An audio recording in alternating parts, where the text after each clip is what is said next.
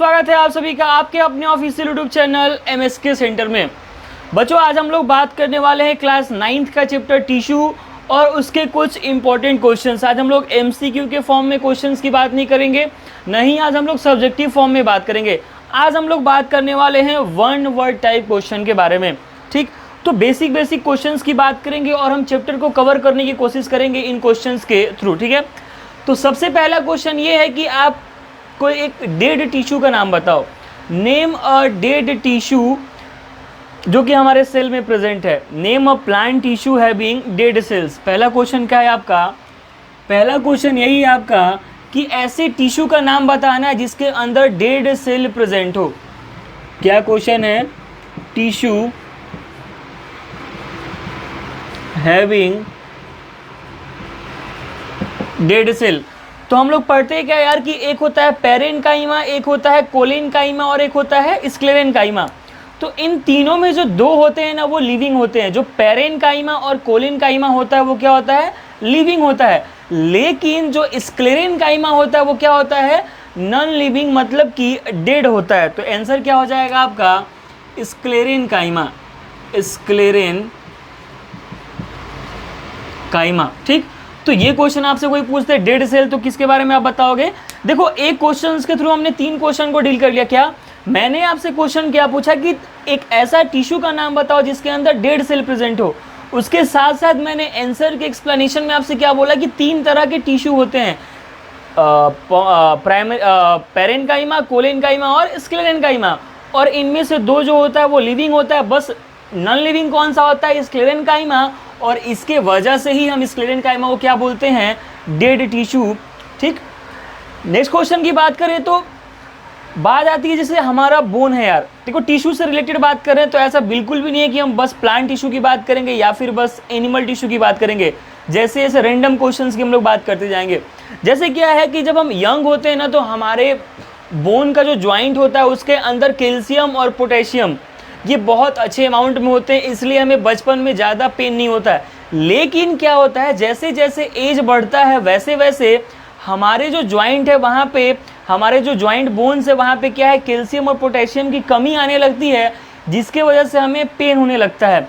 तो आपसे कोई क्वेश्चन पूछ दे कि what minerals in the bone matrix rich in, हमारा जो बोन है उसका मैट्रिक्स कौन से मिनरल्स में रिच होता है? तो हमारे बोन के मैट्रिक्स में, सेकेंड क्वेश्चन क्या बोल रहा हूँ मैं कि बोन के मैट्रिक्स में कौन से मिनरल ज़्यादा पाए जाते हैं? तो बोन मैट्रिक्स में कौन सा मिनरल ज़्यादा पाया जाता है यार?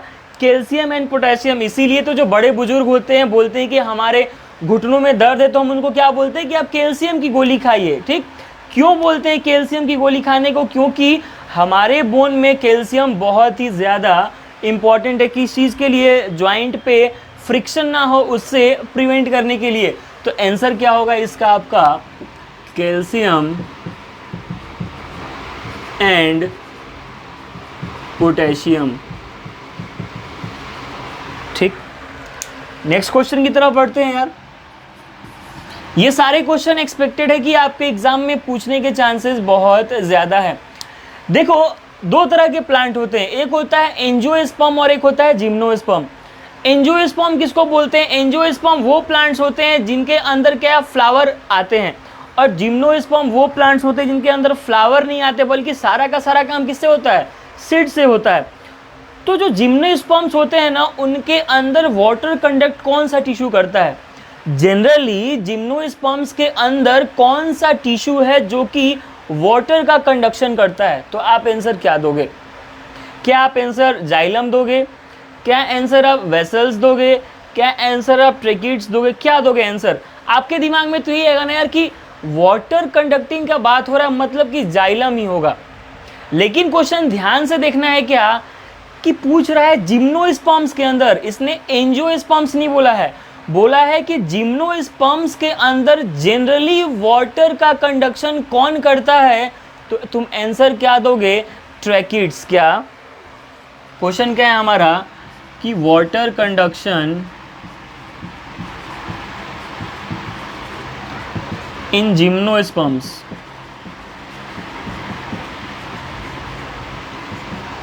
तो आंसर आपका क्या जाएगा, ट्रैकिड्स। क्या जाएगा, ट्रैकिड्स। मैं फिर से बोल रहा हूं कि वाटर का कंडक्शन नाम सुनते ही प्लांट्स में हमारे दिमाग में क्या होता है कि आंसर तो जाइलम ही होगा, और पहले ही ऑप्शन में आपके जाइलम होगा। लेकिन क्वेश्चन में आपको ध्यान क्या देना है कि क्वेश्चन में आपसे क्या पूछ रखा था, वो जिम्नोस्पर्म पूछ रखा था, और आपने क्या है कि ओवरऑल जनरली आप प्लांट के बारे में पढ़ते हो क्या कि जाइलम किसका काम करता है, वाटर कंडक्शन का, और फ्लोएम काम किसका करता है, फूड कंडक्शन का। लेकिन क्वेश्चन ध्यान से देखना है कि कहाँ पूछा है, वो जिम्नोस्पर्म्स के अंदर पूछा है। तो आंसर आपका क्या जाएगा, ट्रैकिड्स जाएगा। ठीक, नेक्स्ट क्वेश्चन की तरफ बढ़ते हैं यार, क्वेश्चन नंबर 4।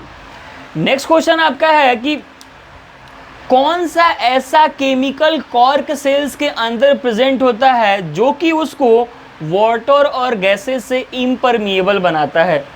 कौन सा कॉर्क सेल कौन होता है, जो कोई भी प्लांट वो चाहे एंजियोस्पर्म हो चाहे जिम्नोस्पर्म हो, कोई भी प्लांट हो, उसका जो सबसे बाहरी सरफेस होता है ना, वो क्या होता है, कॉर्क सेल, जिसको हम लोग बार्क भी बोलते हैं।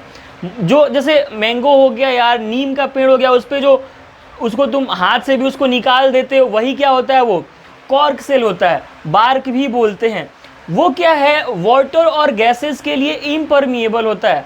तो वाटर और गैसेस के लिए हमारे कॉर्क सेल्स इम्परमिएबल होते हैं। तो इसका रीज़न क्या है, उनके अंदर ऐसा क्या प्रेजेंट होता है कि वो इम्परवियस होते हैं, किसके लिए, वाटर और फिर गैसेस के लिए। तो क्वेश्चन क्या है मेरा कि जो कॉर्क सेल्स हैं, cork cells impervious for water and gases because of, किसके वजह से वो वाटर और गैसेस के लिए इम्परवियस है। तो आंसर तुम क्या दोगे, सुबेरीन के वजह से। सुबेरीन का डिपोजिशन होता है, सुबेरीन डिपोजिशन, जिसके ऊपर भी, जिस प्लांट सेल, जिस प्लांट टिश्यू के ऊपर अगर सुबेरीन का डिपोजिशन हो जाए ना, वो इम्परमिएबल हो जाता है। वो क्या हो जाता है, इम्परमिएबल हो जाता है, किस चीज़ के लिए, वाटर एंड गैसेस के लिए। ठीक, नेक्स्ट क्वेश्चन की तरफ बढ़ते हैं यार, क्वेश्चन नंबर 5। नेक्स्ट क्वेश्चन आपसे मैं ये पूछ रहा हूँ कि हमारे प्लांट के अंदर कौन ऐसा टिश्यू है जो प्लांट को फ्लेक्सिबिलिटी देता है। जैसे मान लो कि मैंगो का प्लांट है, तो जब तेज़ हवा चलती है तो उसका जो ब्रांच है वो हिलता है ना। तो आखिर वो कौन सा टिश्यू है जो कि फ्लेक्सिबिलिटी प्रोवाइड कर रहा है हमारे प्लांट्स को। तो क्वेश्चन नेक्स्ट क्या है आपका, which tissue provide flexibility to the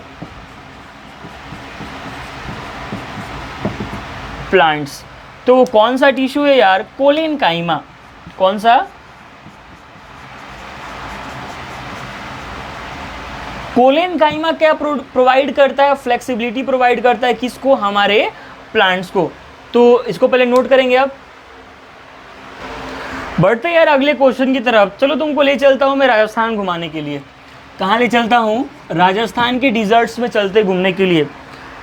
तुम गए राजस्थान के डिजर्ट में घूमने, तुमने वहाँ पे प्लांट्स को देखा और तुम ये सोचने लगे कि यार यहाँ पे तो पानी की कमी है, लेकिन ये प्लांट्स जिंदा कैसे हैं, प्लांट्स ये जिंदा कैसे हैं। होता क्या है कि वहाँ के जो प्लांट्स होते हैं उनका जो लीफ होता है ना, वो क्या करते हैं, अपने आप को मॉडिफाई कर लेते हैं। और वो मॉडिफाई किस में हो जाते हैं, क्यूटिकल्स में। जो डिज़र्ट के प्लांट्स होते हैं उनका जो प्लांट होता है वो अपने लीव्स को मॉडिफाई कर देता है, किसमें, क्यूटिकल में। और जो क्यूटिकल प्रेजेंट होते हैं ना डिज़र्ट प्लांट्स के सरफेस पे, वो वाटर लॉस को बचाते हैं। तो थोड़े से वाटर में ही वहाँ के प्लांट्स क्या है, अपने आप को अनफेवरेबल कंडीशन में एडेप्ट कर लेते हैं। तो कोई आपसे क्वेश्चन पूछ दे कि डिज़र्ट प्लांट्स में लॉस ऑफ वाटर कैसे कंट्रोल होता है, तो तुम क्या बोलोगे कि उनके सरफेस पे, डिज़र्ट प्लांट्स के सरफेस पे क्या प्रेजेंट होता है, क्यूटिकल, जो कि रिड्यूस करता है क्या, लॉस ऑफ वाटर। तो डिज़र्ट प्लांट्स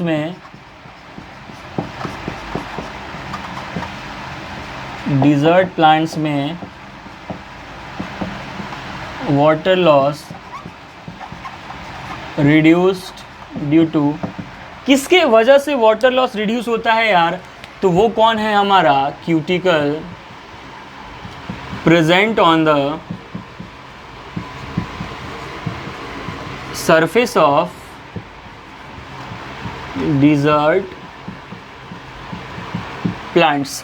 डिजर्ट प्लांट्स के सरफेस पे जो क्यूटिकल प्रेजेंट है उसके वजह से डिजर्ट प्लांट्स में वाटर लॉस कम होता है। ठीक, बढ़ते हैं नेक्स्ट क्वेश्चन की तरफ। नेक्स्ट क्वेश्चन आपका क्या है? एनिमल्स रिलेटेड एक मैं क्वेश्चन पूछना चाहता हूं कि हमारे बॉडी के अंदर ऐसा कौन सा मसल है जो कि बिना फैटीग के काम करता है? तो हमेशा याद रखना कि जो हमारा कार्डियक मसल है ना, जो हमारे हार्ट का मसल है, वो विदाउट फैटीग काम करते रहता है होल लाइफ। तो याद रखेंगे कौन? Cardiac muscle. नेक्स्ट क्वेश्चन हमारा क्या है कि हमारे बॉडी के अंदर ऐसा कौन सा टिश्यू है जो रिपेयरिंग में हेल्प करता है? Which animal tissue helps in repair of tissue and feels the space inside the organ. ऐसा कौन सा टिश्यू है जो रिपेयरिंग का काम करता है हमारे बॉडी के अंदर? सिंपल सा क्वेश्चन, ऐसा कौन सा टिश्यू है जो हमारे बॉडी के अंदर रिपेयरिंग का काम करता है? Which animal tissue help in repairing organs and feels the gap between the organs. कौन सा ऐसा ऑर्गन है? तो उस एरियोलर टिश्यू। कौन सा? Areolar tissue. तो क्वेश्चन क्या है हमारा? Tissue helps in repairing. ऐसा कौन सा टिश्यू जो रिपेयरिंग में हेल्प करता है? तो आप आंसर क्या दोगे? Areolar tissue. क्या? Areolar tissue. देखो, आप क्लास 11th का एंट्रेंस एग्जाम देने वाले हो तो आपके लिए बहुत ज़्यादा इंपॉर्टेंट है। अगर आप क्लास 11th में भी हो तो भी आपके लिए बहुत फ़ायदेमंद है, क्योंकि 11th क्लास में भी एक चैप्टर क्या है? स्ट्रक्चरल ऑर्गेनाइजेशन इन एनिमल्स करके एक चैप्टर है, उसमें भी आपको मिल जाएगा। नेक्स्ट क्वेश्चन की तरफ बढ़ते हैं यार कि नेक्स्ट क्वेश्चन क्या आपसे बोल सकता है वो। एक क्वेश्चन, एक वर्ड है यार, गॉबलेट सेल्स। क्या वर्ड है? Goblet cells. ये गॉबलेट सेल्स क्या है? आपने नाम सुना होगा एनसीईआरटी में भी।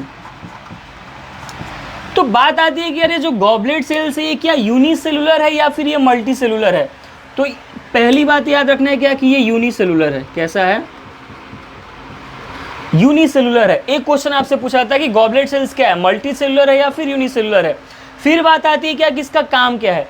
ये जो गॉबलेट सेल है इसका काम क्या है? तो ये म्यूकस सिक्रीट करता है। क्या सिक्रीट करता है? ये म्यूकस सिक्रीट करता है। तो ये क्या है? एक mucus secreting gland. Mucus secrete कर रहा मतलब एक तरह से लिक्विड है यार, वो ड्राई सरफेस को क्या कर देता है? ये वेट कर देता है। ठीक, तो ये क्या सिक्रीट करता है? आपका म्यूकस सिक्रीट करता है गॉबलेट सेल्स। ठीक है, और क्वेश्चंस की बात करते हैं अपने ह्यूमन से रिलेटेड कि हमारे, एक क्वेश्चन बताओ यार, एक क्वेश्चन बताओ तुम। हमारा जो बोन है, हमारे बोन के सेल्स का नाम क्या है? जिस सेल से हमारे बोन्स फॉर्म्ड होते हैं, हमारे बोन के सेल्स का नाम क्या है? What is the name of bone cells? लो, कोई पूछ दे आपसे कि what is the name of our bone cells, हमारे जो बोन सेल्स हैं उनका नाम क्या है? तो आप याद रखोगे क्या? Osteoblast cells. क्या?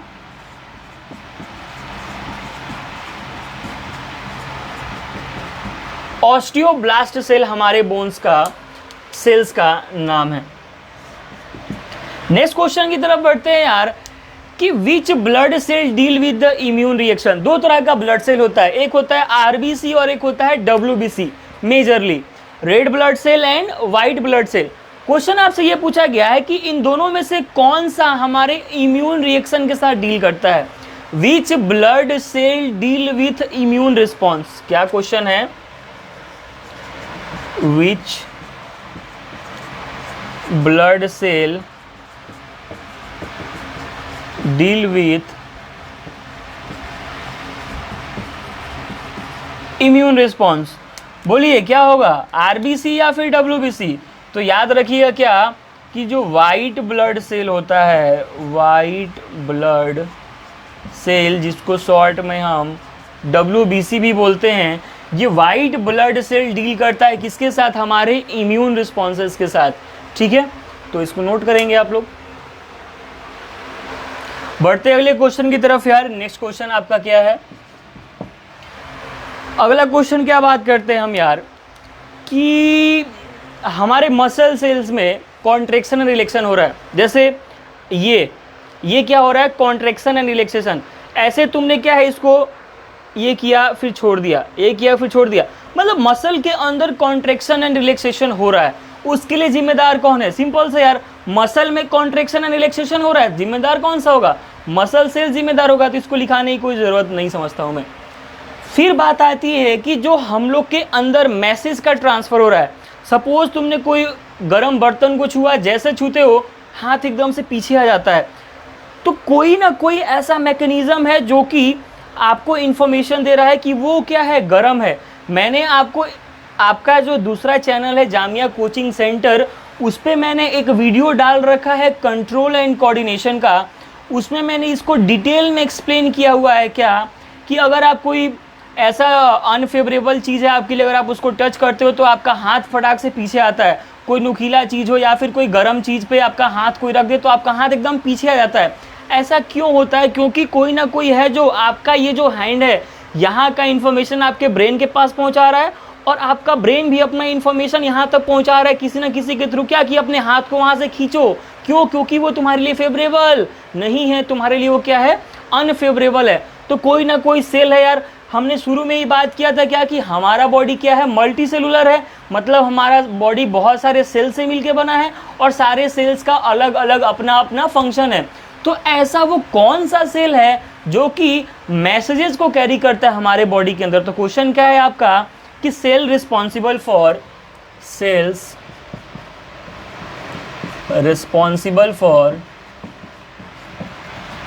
कैरिंग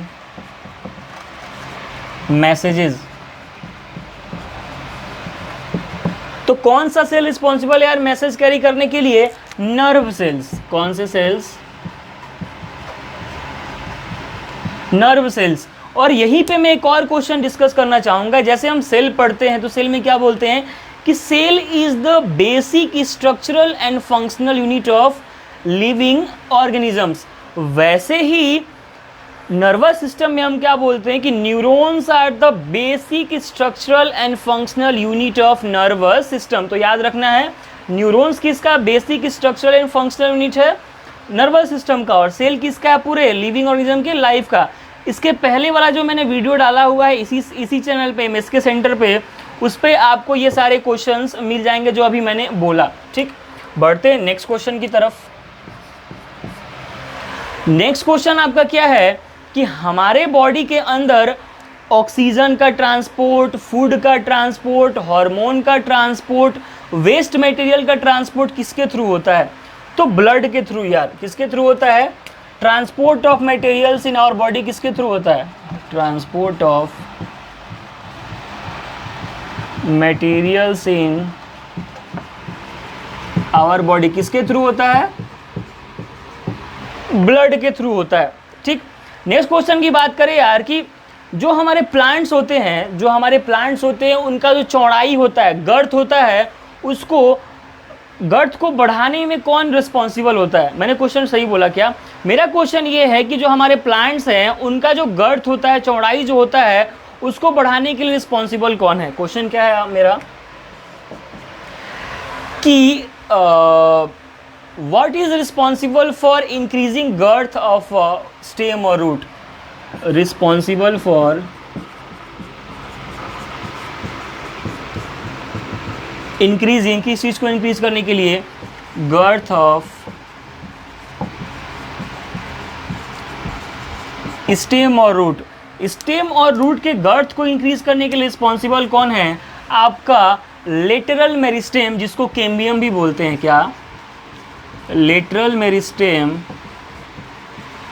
जिसको हम लोग कैम्बियम भी बोलते हैं। तो ये याद रखना है, कैम्बियम का दूसरा नाम क्या है? Lateral meristem. या फिर बोल सकते हो कि लेटरल मेरिस्टेम का दूसरा नाम क्या है? कैम्बियम। ठीक, बढ़ते हैं नेक्स्ट क्वेश्चन की तरफ। नेक्स्ट क्वेश्चन आपसे ये पूछा जा सकता है कि एक वर्ड जैसे सुबरीन मैंने यूज किया था ना, वैसे ही एक और वर्ड आपसे पूछा जा सकता है क्या, कि व्हाट इज लिग्निन। क्या?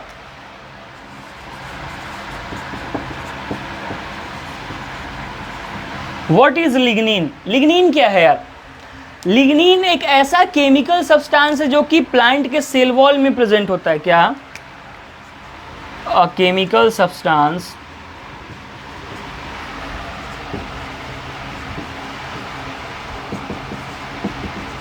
Present in cell wall of plants. Plant के सेल वॉल में प्रेजेंट होता है और काम किस चीज का करता है? सीमेंट का। And act as cement. और जब सीमेंट का काम करता है तो यार ये क्या कर रहा होगा? हार्डनेस।